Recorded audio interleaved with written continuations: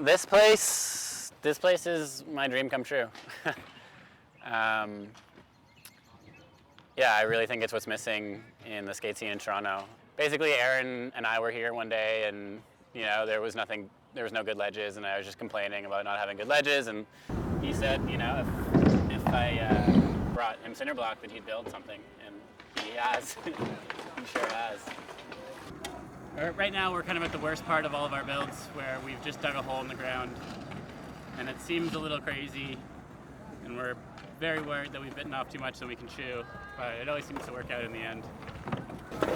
Oh, that doesn't even feel like it's good. Are you serious, man?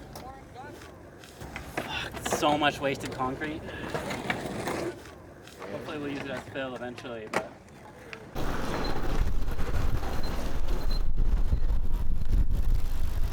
Looking good.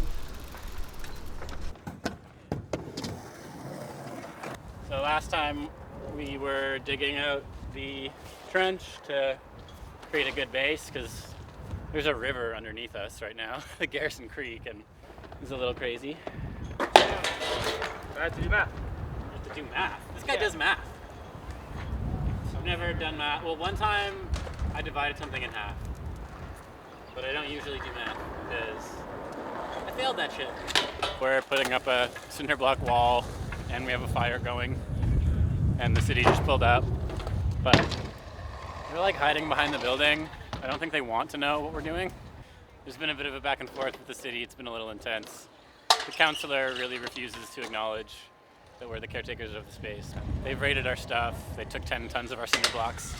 Somehow we got them back from some allies we have at City Council.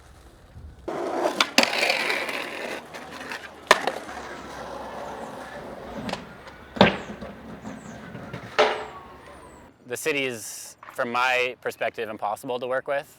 I mean, at East York Skate Park, where I was kind of raised, that scene has died out because that park was built 15 years ago and no one's really excited about anything there. But the Bell Canada had $25,000 to give them. Canada Skateboard was on board. They had the Toronto Skateboard Committee on board. The councillor was ready. It seemed like it was definitely going to happen. They had Rob Pointer about to build it, like one of the best ramp builders, and 18 unanswered emails. And the project fell through the cracks. The money dried up. And so now to be able to do something here where the park evolves with the community is something I'm really proud of.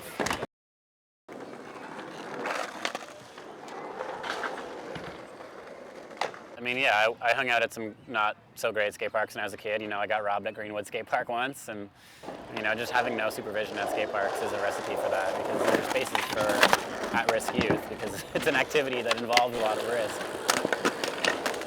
I think skate parks are like the safest space for youth to have, an outlet of aggression or of, kind of violence or of just disregard or of risk-taking. So to be able to have that space where you can throw caution to the wind, I think is essential. When you have those spaces, it can go overboard, but when you have people there that are caring for the space and care so much about it because they're heavily invested in it, that's when you can have a really balanced community and outlet for youth.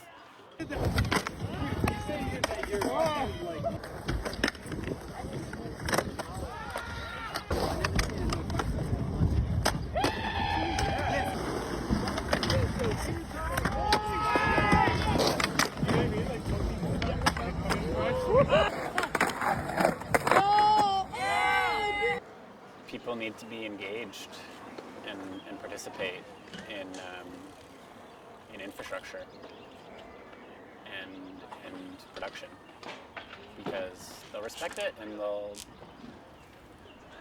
care for it and they'll care for each other.